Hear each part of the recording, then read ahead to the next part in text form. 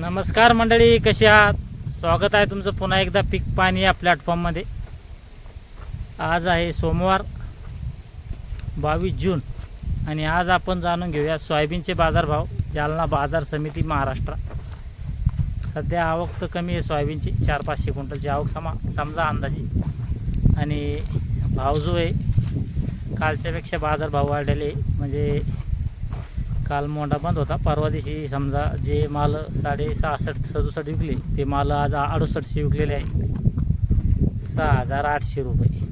आणि सुपर जर माल असेल एक अर्धा लॉट तो 6900 6900 रुपये. आणि खालीमध्ये मग 5500 ते 5600 रुपये. समजा जर माल हलका, जसा माल तसा भाव. आणि रेग्युलर माल विकलेले आहे सर्वसाधारण माल 6800 6800, म्हणजे कालच्यापेक्षा 100 रुपयाने बाजारभाव वाढलेले आहे.